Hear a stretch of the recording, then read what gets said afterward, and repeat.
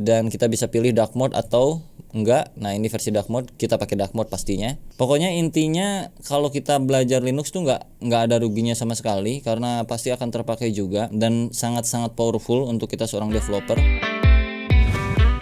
Kita kembali lagi ke tutorial-tutorial, dan saat ini kita akan menginstal yang namanya sistem operasi Linux. Jadi buat kalian yang masih ketakutan untuk menginstal Linux di komputer ataupun di laptop yang kalian punya, nggak perlu takut, karena sebenarnya ada yang namanya virtual machine software yang bisa menginstal berbagai macam sistem operasi di komputer yang sedang kalian nyalakan. Ya misalnya sekarang lagi ada Windows kayak gue sekarang, lu pengen belajar Linux, nggak perlu lu hapus semua data yang udah lu punya, nggak perlu install ulang sistem operasi yang udah lu jalanin gitu. Lu bisa pakai virtual mesin ini untuk lu belajar ya, kebutuhan edukasi, belajar, atau sekedar mencoba-coba gitu ya. Jadi kita akan mulai langsung tutorialnya. Yang pertama yang mesti dibutuhkan adalah virtual mesinnya, yaitu kita pakai yang namanya VirtualBox Binary ini bro. Klik aja di Google atau linknya ada di deskripsi ya, virtualbox.org. Terus pergi ke bagian download, nanti di sini ada Windows Host.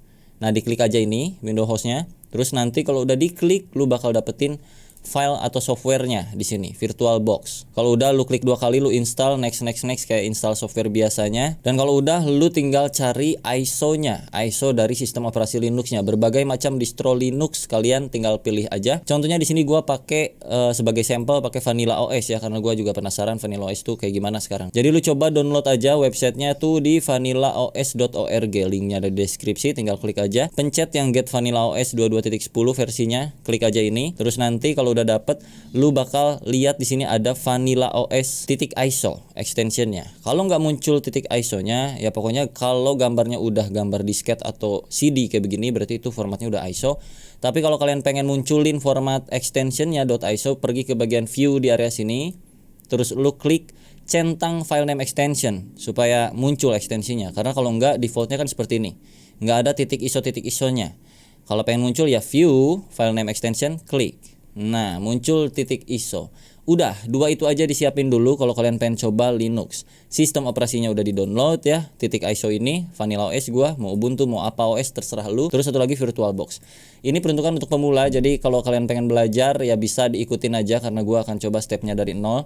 Setelah itu kalau udah terinstall semuanya si VirtualBox-nya, maksud gue kalau Vanilla OS-nya kan belum kita masukin nih.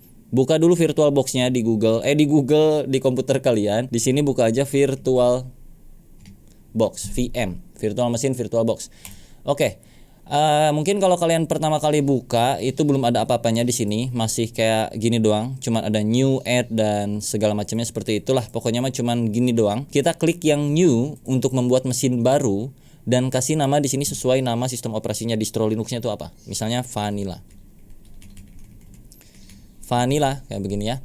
Cuekin aja yang lainnya kecuali yang bagian type itu lu ganti jadi Linux, dan yang version lu ganti jadi Ubuntu 64. Kenapa bang? Ikutin aja bro. Ini basis standarnya di sini. Karena kebetulan si Vanilla OS itu adalah kalau nggak salah dia basicnya dari Ubuntu juga. Nah seputaran Linux mungkin kalau secara teori-teori Linux, apa itu Linux gitu-gitu, lu bisa cari di Google atau di channel lainnya, mungkin banyak yang membahas tentang Linux secara mendalam. Gua di sini cuman sekedar mengasih tahu lah informasi. Kalau pengen pakai Linux, belajar doang bisa pakai kayak beginian.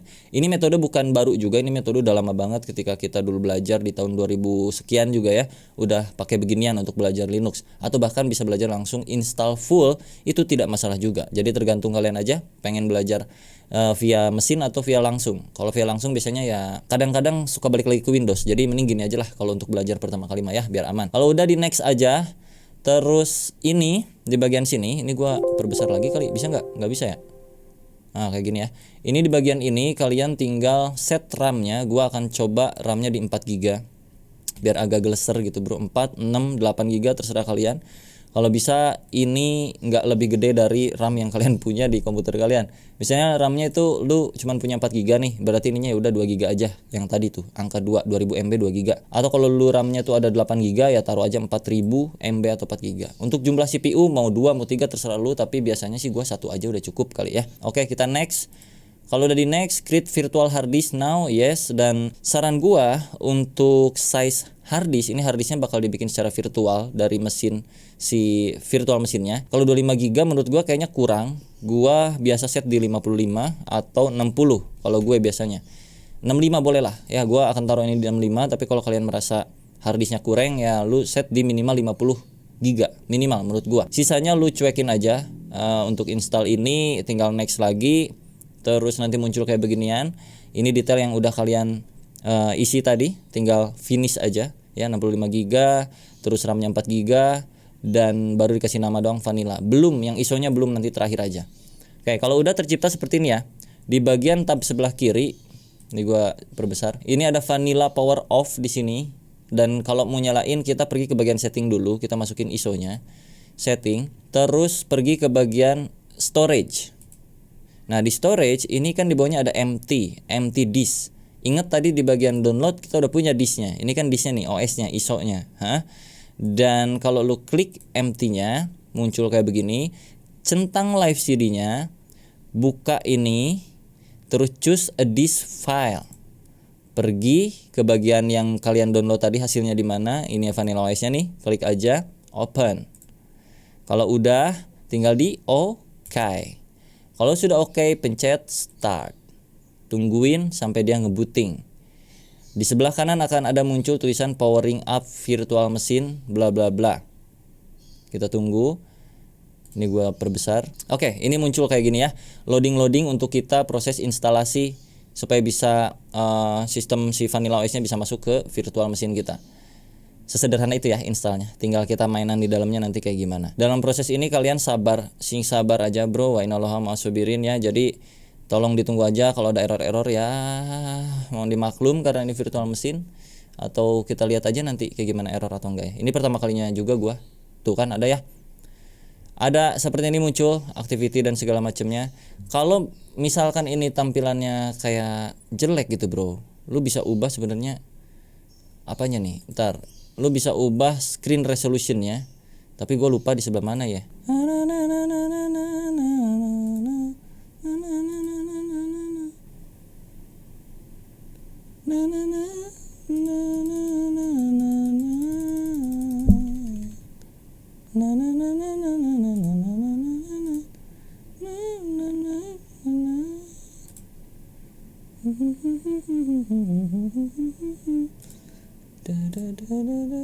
Oke, udah booting. Sekarang kita klik install Vanilla OS-nya. Ini gua mode full screen by the way.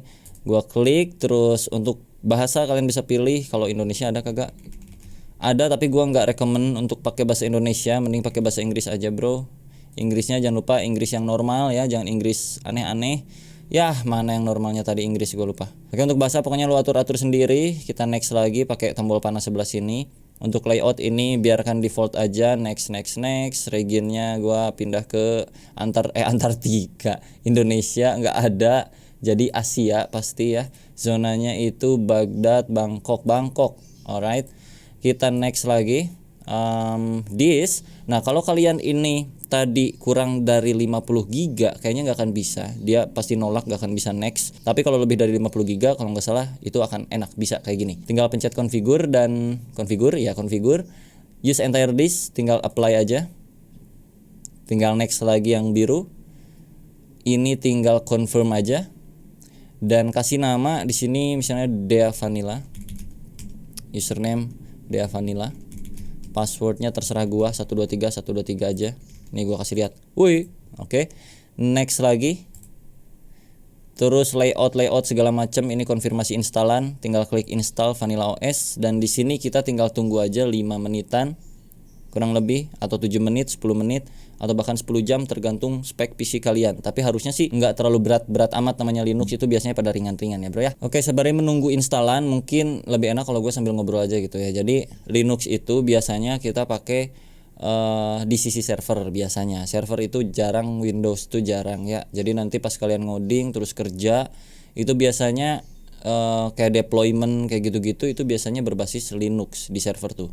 Mau lu pakai VPS, Google Cloud, AWS itu nanti bakal ada kayak terminal Linux yang bisa kita pakai di sana untuk kebutuhan kerjaan kita. Jadi memang developer itu biasanya harusnya sudah terbiasa dengan common yang ada di Linux ya. Pokoknya intinya kalau kita belajar Linux tuh nggak ada ruginya sama sekali, karena pasti akan terpakai juga dan sangat-sangat powerful untuk kita seorang developer.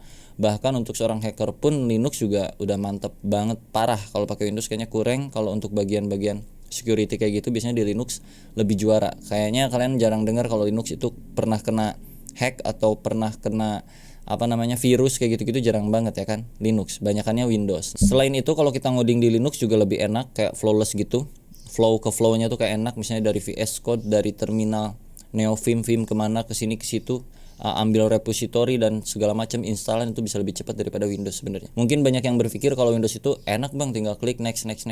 Linux pusing, banyak yang harus diketikin, kalau mau install harus lewat terminal segala macam kayak gitu-gitu. Sebenarnya Linux juga ada untuk install via GUI-nya, via tampilan grafik itu bisa juga, tapi memang terkadang beberapa utility yang kita butuhkan di ranah development itu biasanya lebih enak installnya via terminal. Nah kalau kita bahas tentang Vanilla OS ini, kenapa kita pilih Vanilla OS? Sebenarnya ini murni penasaran gua aja, karena gua baru denger juga Vanilla OS beberapa bulan lalu dan penasaran, baru bisa nyobanya sekarang, baru sempat download juga. Karena gua lihat si Vanilla OS ini ada semacam teknologi yang bikin kita itu lebih nyaman pakai si sistem operasi ini, karena ketika kita install sesuatu di Vanilla OS itu akan jadi sebuah kontainer atau box tuh kayak gitu tuh, kayak ada distro box atau apa kayak gitu-gitu ya. Jadi apa-apa yang kita install itu akan masuk ke kontainer situ, kontainer yang udah disediain sama Vanilla OS. Supaya apa tujuannya?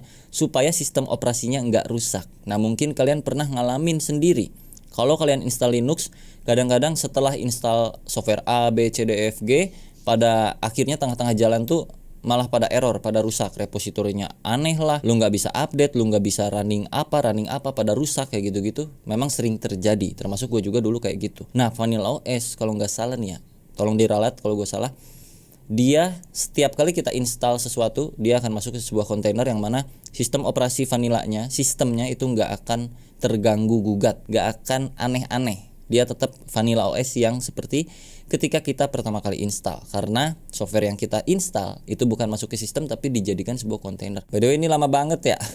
Oh ya, udah kelar nih bro. Kelar, kalau udah kelar tinggal di reboot now aja.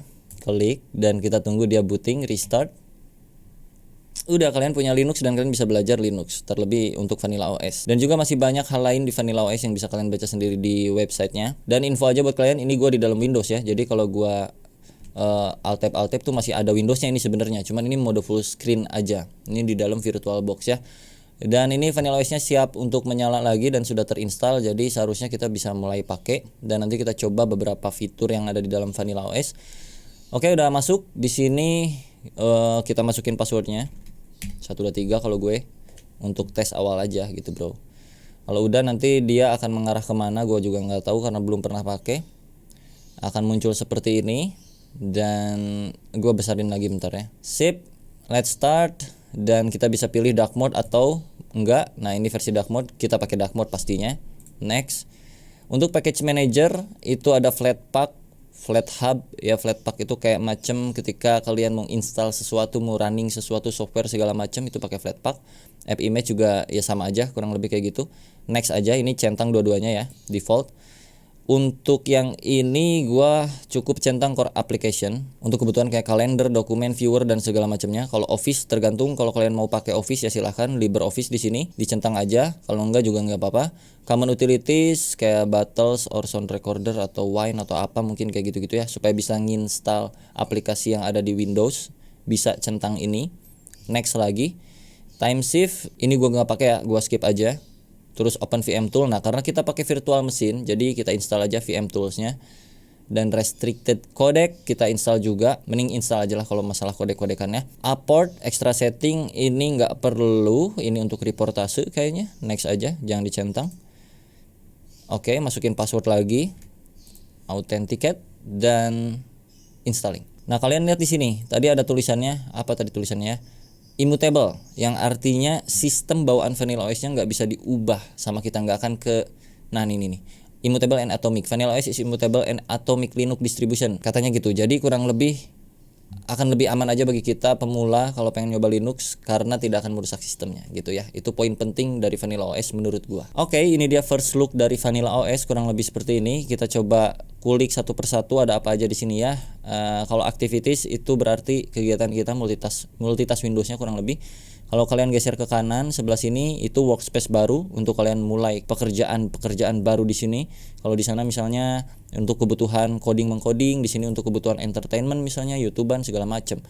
Dan kalau klik activities tuh di bawah sini ada menu barnya, docking barnya lah kurang lebih kayak gitu ya. Ini kita coba klik yang bagian show application. Muncul banyak aplikasi default yang tadi kita install sebenarnya pas di awal. Ada maps, ada clock dan segala macam semuanya. Utilities juga ada, this usage kita coba lihat. Buka satu persatu, lambat atau enggak dengan spek yang tadi kita setting. Ya lumayan lah kurang lebih kayak gini ya, 2 GB available untuk vanilla. Kita ke bagian setting dulu untuk tes apakah dia punya suara atau enggak. Sini ya, driver soundnya ada atau enggak, setting. Ada dark mode udah pasti. Balance bla bla bla. Setting. Kita ke bagian sound. Kita coba di sini tes. Front, right, front, left. Ada ya, suaranya aman ya. Ini aman. Terus kalau kita pencet tombol Windows di keyboard akan jadi kayak gini dan kita bisa search aplikasi apa, misalnya foto. Nah, kayak beginian. Itu muncul langsung ya. Atau kita coba buka apa ya? Sistem monitor. Ini kurang lebih ituannya apa? Sistem monitor di Linux kayak gini. Kalau di Windows kan task manager. Ya, task manager kalau nggak salah ya, Control Alt Delete itu loh. Kalau di sini kayak beginian. Ada resource-nya juga, ada file system dan semuanya. Terus misalkan kita buka Maps, sudah coba dah. Dia ke browser atau ke aplikasi Maps beneran? Kayaknya ke aplikasi Maps beneran deh. Nah akan muncul di sini ya, ituannya apa namanya teh? Aplikasi yang kita buka akan muncul di bagian atas sini. Terus kita coba browsing, kita buka YouTube bisa atau enggak? youtube.com. Kita coba. Udah connect ya langsung ya, aman ya. Nah udah bisa ya, cuman koneksinya agak sedikit lambat aja kayak gitu. Tapi intinya udah bisa, driver internetnya udah masuk langsung otomatis. Kalau di gue, nggak tahu kalau di lu, kalau nggak connect, kalian coba setting dulu aja sedikit. Terus di sini kita kembali ke bagian yang awal. Ini gue lagi coba update si repositorinya. Jadi buat kalian yang pertama kali install Linux, biasanya tuh kita melakukan update dari source repository yang ada di sistem operasinya. Dengan cara, kalau di si Vanilla OS itu pakai yang namanya APX. APX itu nantilah dijelasin di video berikutnya aja kalau kalian tertarik dengan pendalaman Linux ya. Untuk pemula pastinya, kalau ini kita lebih ke first look aja untuk menginstal seperti apa dan melihat dalamannya tuh kayak gimana kurang lebih ya. Karena sebenarnya di sini gue lagi ngebug juga bro. Jadi nggak jalan-jalan nih, nggak maju-maju updateannya. Sambil gua kulik juga nanti sambil kita coba. Kalau kalian minat untuk mendalami Linux ya tinggal request aja bro. Dan di sini kalian bisa install juga di bagian software ya. Ada banyak software yang bisa kalian install, bahkan Steam pun bisa juga, pasti bisa main game juga di Vanilla OS. Ada driver juga di sini, Nvidia segala macam. Kalau misalkan kalian punya graphical interface gitu ya, VGA, itu bisa juga di Vanilla OS gitu. Sangat menarik ya bro. Jadi semoga bermanfaat info kali ini, dan buat kalian yang mau coba Linux nggak usah takut lagi, tinggal pakai VirtualBox aja kalau memang pengen belajar. Kecuali kalian pengen langsung ekstrim, full system di dalam laptop tuh isinya Linux doang, yang mana akhirnya balik lagi ke Windows karena banyak terjadi error karena sambil belajar nggak tahu apa-apa, main install aja kayak gitu. Nah jadi saran gua pakailah VirtualBox aja dulu untuk awal kali kalian mau belajar ke dalam sistem operasi Linux ya. Sampai jumpa di video berikutnya, bye bye.